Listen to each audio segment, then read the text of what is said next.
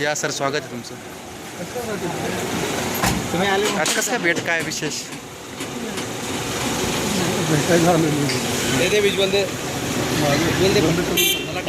Personal कामासाठी आलेले.